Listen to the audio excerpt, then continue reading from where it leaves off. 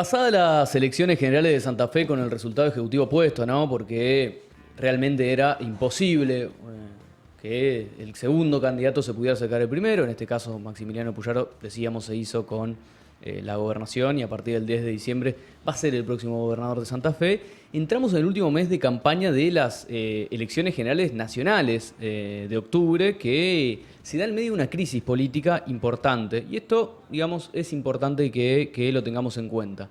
Las elecciones, que son un recurso principal, digamos, de reordenamiento de los partidos tradicionales, digo, ¿a qué me refiero con esto? Coloca un poco las posiciones en que queda cada uno de los candidatos, cómo juega cada alfil político, han servido para dislocar más aún el régimen político que existe en este momento y expone un poquito las decadencias que están sufriendo las coaliciones, las principales coaliciones, ¿no? Milei reserva un espacio especial, ¿no? Pero decimos Juntos por el Cambio, casi digo Juntos para Cambiar Santa Fe, digo, como esto expresa la crisis, ¿no? Que hay tantos nombres que uno se confunde, ¿no? Y Unión por la Patria, que es el anterior Frente de Todos. La derrota conjunta del peronismo y de la coalición macrista radical en las PASO de agosto ha sido, bueno, en un sentido categórica, digamos. La elección que vivimos ahora en Santa Fe no ha hecho otra cosa que agravar eso y uno pensaría, bueno, profundizó el retroceso del peronismo, eso se entiende, pero ganó Puyaro, que es, digamos, se quiere el candidato del PRO. Pero bueno, rápidamente Puyaro, incluso antes, digamos, de ganar los comicios, lo que dijo fue, en un posible balotaje entre Milei y Massa, me inclino por Milei. Con lo cual, hasta Milei se aseguraría en un punto contar, si se quiere, aunque esto no se traslada directamente, con los votos de Santa Fe. Teniendo en cuenta también que el candidato no reconocido, digo, por Milei, hizo una buena elección desde un anonimato total, porque Delvino Bodoira, por lo menos yo digo, creo que la mayoría no lo conocía, ¿no? Y ahora lo conoce porque quiere algo con la familia. Eso está claro, que fue lo único que pudo dejar claro en el debate. Pero bueno, la próxima elección en Mendoza podría reproducir, incluso agigantar esto, porque las encuestas en Mendoza dan una caída estrepitosa del peronismo, incluso histórica. Se habla de niveles muy bajos, digamos.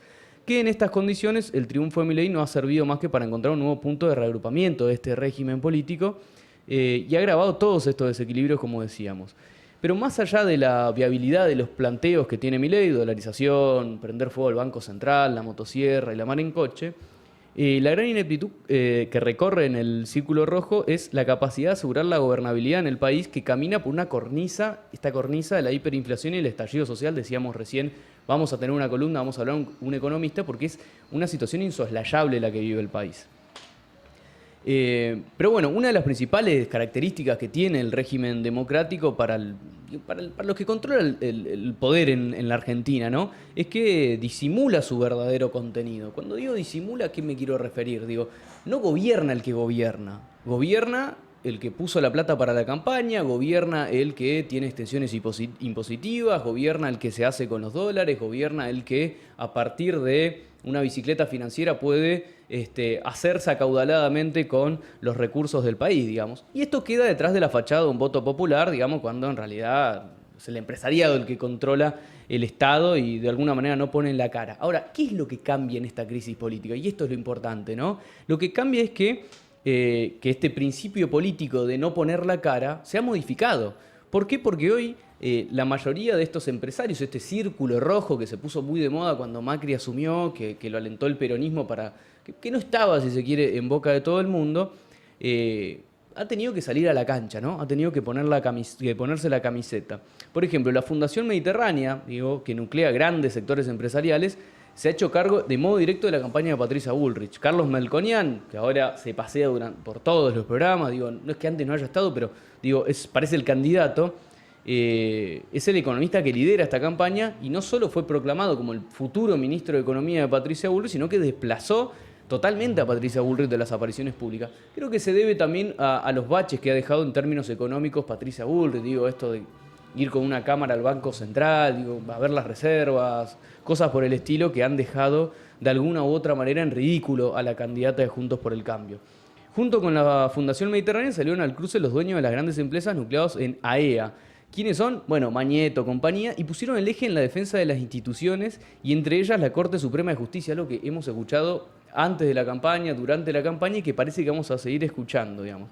Pero, ¿por qué me refiero a esto? Que se trata de la defensa del Estado, digamos, pero ¿por qué sale este tema ahora? Porque, bueno, las declaraciones de Milei ponen en la alerta también al Círculo Rojo, porque ha afirmado, por ejemplo, en varios lugares que gobernaría por plebiscitos o consultas populares, que las consultas populares, digo, cuando uno llega al gobierno ninguno hace consultas populares, todos, digamos, terminan gobernando por decreto en un punto los que dicen que van a hacer consultas populares. Y los que hacen consultas populares terminan de alguna u otra manera encontrándole la vuelta para que esa consulta tenga poco de popular y tenga poco de consulta a la vez, sino tenga más que nada una vuelta para justificar los hechos que se hacen autoritariamente. Digo, si uno estaría en una clase de historia diríamos que esto es un bonapartismo, es una figura de un Bonaparte que termina dirigiendo y mediando entre todos, pero que termina tomando las decisiones, ¿no? Pero que esta situación podría llevar a la caída de un gobierno y en ese caso, bueno, de tener un Congreso cerrado.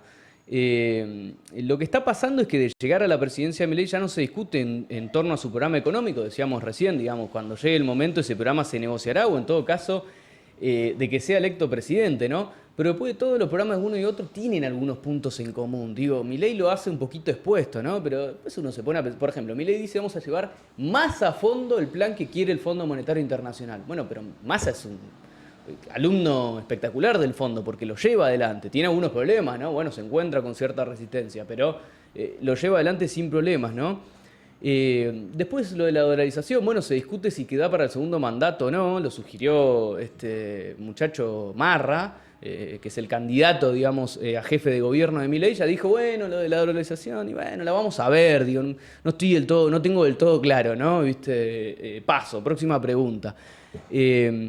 Lo de la quema del Banco Central todavía tiene fecha incierta, ¿no? Ojalá se haga un evento por redes sociales a ver si nos enteramos, digo. Y incluso el ex menemista Carlos Rodríguez, hoy convertido en uno de los principales asesores de Milei, ya señaló que dolarizar y cerrar el Banco Central llevaría a una hiperinflación y a la confiscación de los depósitos.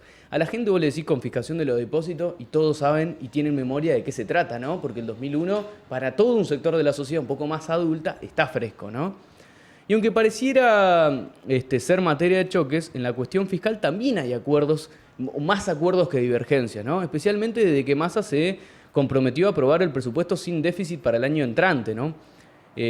Aunque algunos puedan creerlo o no, Massa, digamos, tiene a su favor una cosa el ministro de Economía, es que ha llevado adelante un ajuste pactado con el Fondo Monetario como pocas veces se vio.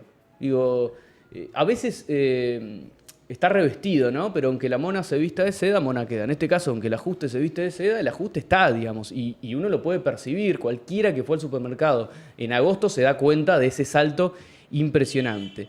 Por ejemplo, en materia provisional logró reducir un 20% la capacidad adquisitiva de los jubilados. Dicho de esta manera, no se entiende muy bien. Dicho de manera criolla, el 20%, redujo en 20% la capacidad, digamos, adquisitiva de compra que tienen los jubilados que cobran por encima de la mínima. En la misma proporción, los básicos de todas las jubilaciones, que serán el punto de partida del próximo gobierno. Ni Macri pudo hacer eso, digo. Y esto no es un salvataje a Macri, sino que tiene que ver, digamos, cómo los compromisos de unos y otros a veces terminan tocándose un poco más de lo que uno cree, ¿no?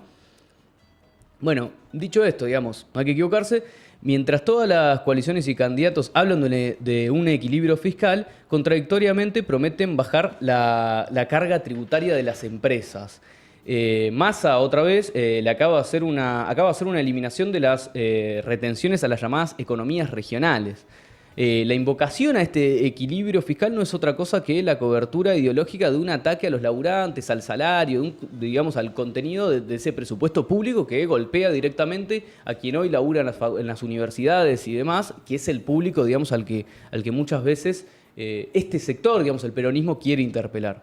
Por eso están a la orden del día las propuestas privatistas en el sector de la educación, digamos. Por eso toma tanta relevancia lo de Milei, especialmente en las universidades, en la salud pública y en otros rubros. Además de estos tarifazos generalizados que acá, digo, no se salva a nadie, digamos. Las compensaciones de los bonos y adelantos de la paritaria son chirolas en un salto inflacionario del 12% en abril. Estas compensaciones de 60.000 pesos en dos cuotas, si no recuerdo mal, 2 de 30. Para la mayoría de los laburantes no significa nada. Primero porque son absorbidas por la paritaria, con lo cual no es 60.000 pesos de más. En todo caso a veces puede ser un anticipo, pero más o menos no se trata de ninguna solución. Y la echada de lastre a la eliminación de ganancias en los salarios, con su importancia, suena a una desesperación electoral, decíamos hoy más temprano en la presentación de los temas, bueno, que se trata de algo, digamos, de una medida electoralista que después hay que ver si se sostiene después del 10 de diciembre, porque después del 10 de diciembre puede pasar cualquier cosa, ¿no? Estos acuerdos entre los candidatos de los partidos tradicionales son ignorados por quienes llaman a votar contra Milei, advirtiendo que está en amenaza la democracia. En esto me parece quiero ser concreto, me parece que hay que señalarlo, ¿no? Porque ignoran también que, según la confesión del propio Bernie, las listas de la Libertad Avanza en la provincia de Buenos Aires fueron armadas por los intendentes peronistas. Del mismo modo que pasaron por alto que los gobernadores peronistas del interior, al igual que los de Juntos por el Cambio, separaron sus elecciones para dejar librado su suerte al candidato presidencial. Eso pasó acá en Santa Fe, por ejemplo. Acá nos habló de Massa. ¿Quién se acordó de Massa? Lewandowski en un tuit cuando Perotti, de manera muy oportunista, habló de Milei, no le fue muy bien de todas maneras hablando a favor de Milei. Lo mismo Maximiliano Puyaro. Porque vieron que antes de la democracia lo que estaba en riesgo es la reelección de su cargo. Digo que no le fue bien porque no hubo reelección para el peronismo en este caso. Bueno, entre estos hay intelectuales que ahora sacaron una carta abierta, digamos, de amenaza contra la democracia, que incluso incluiría a lo mejor votar a Patricia Bullrich en un balotaje contra Milei. Imagínense cómo pasa esto. Hay varios que se reivindican como votantes de izquierda y han comprado en forma impresionista esta especie de vísperas de fascismo en las que estamos. Y esto es importante entenderlo, digamos. Pasan por alto que el fascismo en realidad es un movimiento político del capital, digamos, de las grandes empresas, organizado por un sector determinado de estas clases, para aplastar, digamos, ideológicamente y hasta físicamente, como fue el fascismo, digamos, de Mussolini, de Hitler, a los trabajadores. Bueno, eso todavía no está pasando. Y con esto no le bajo el precio, digamos, a Milei, con esto no le bajo el precio a las declaraciones que tiene Villarroel, sino que hay que ser claros, digamos, de qué manera se enfrenta a una situación y de qué manera se enfrenta a otra, ¿no? Digo, Milei podrá ser un facho, eso no le queda duda a nadie, digamos. Pero sus condiciones históricas distan mucho de los que rodean el ascenso del fascismo. Por ejemplo, las caravanas que el libertario está haciendo ahora, y por el conurbano, por ejemplo, han logrado una concurrencia sumamente relativa, ¿no? No tiene condiciones para las camisas pardas, por ejemplo, para armar. En un momento Marra, por ejemplo, habló de la posibilidad de armar un grupo antipiquete. No pasó nada. Hay que ver si los pibitos libertarios tienen los huevos para ir a correr un piquetero de la calle. Yo lo quiero ver, ¿no? Porque la verdad que tenés que aguantártela, ¿no? Sus reuniones, por ejemplo, con Gerardo Martínez, con Barrio Nuevo, marcan su intención de apoyarse en la burocracia sindical. Y con esto le digo algo. Es algo que hicieron todos los gobiernos. No hay nada de fascista, ni tampoco de progresista, apoyarte en la burocracia sindical. Lo hace Massa, lo hizo Macri durante todo ese tiempo, porque paro general a Macri no hubo prácticamente, con lo cual eso quiere decir que en un punto hay un cogobierno con este sector de la burocracia sindical. Y me parece, digamos, que si vos querés aplastar a los trabajadores de manera fascista y organizada, vas a tener un problema si te reunís con las centrales sindicales. No porque sean revolucionarias las centrales sindicales, pero ¿se entiende? Es incompatible en un punto. En cualquier caso, invocar la defensa de la democracia contra Milei es por sobre todo hacerle un favor, porque la inmensa mayoría de los que votaron a Milei están cansados de la democracia, pero no me refiero que a lo mejor quieren un golpe militar, sino que ¿cuál es el saldo que le ha dejado la democracia? Salarios bajos, precarización laboral, una educación destruida, una salud destruida, una crisis habitacional. Hablamos la semana pasada sobre el problema habitacional que tienen con los inquilinos. Entonces, para todo un sector de la juventud, ¿qué significa la democracia? Significa eso. Entonces, para defender un régimen de estas características de manera positiva, me parece que tiene que haber otras cosas. Y en este sentido, y también quiero concluir, ¿no? Pero ayer sentí un aire renovado, que es algo que no sentía hace mucho tiempo. Ayer participé de la movilización, que bueno, hoy se cumple un aniversario, no lo mencionamos a la entrada, del 47 aniversario de la Noche de los Lápices, y sentí un aire renovado. ¿Por qué? Porque vi un montón de pibes con los que probablemente ideológicamente estoy, probablemente en las antípodas, pero que estaban en la calle, comprendiendo, si se quiere, que el problema, digamos, de enfrentar a la derecha no pasa de ninguna manera por tuitear, no pasa por dejar de movilizarse, no pasa por sacar cartas abiertas apoyando incluso a Bullrich, hay que hacerlo. No, pasa por otro lado. Es decir, cuando la clase capitalista empieza a salir a la calle, cuando este sector, digamos, empresarial empieza a salir a la calle, la única manera que tenemos nosotros de poder enfrentarlo es movilizados en las calles. Así que mi aplauso a los pibes que se movilizaron ayer, pero también esto es de alguna u otra manera un llamado de atención para todo ese sector que cree que la única manera de enfrentar al fascismo va a ser metiendo un tuit, va a ser hablando de manera discreta en conversaciones informales, pero abandonando. Y esto también cabe para los que son adeptos de quienes están en el gobierno hoy. Porque, por ejemplo, ¿qué pasa con el presidente que no dice nada? ¿Qué pasa con Cristina Fernández que parece que tiene mañatada las manos para meter un tuit contra Milei? No pasa nada. Entonces es peligroso que confiemos en que lo único que hay que hacer de acá en adelante es esperar las elecciones para votar al candidato que no sea Milei. Yo creo que hay que animarse un poco más y hay que, si salen ellos si salen a la cancha, los del círculo rojo, los empresarios, bueno, nosotros tenemos que responder históricamente como siempre lo ha hecho la gran mayoría de los trabajadores.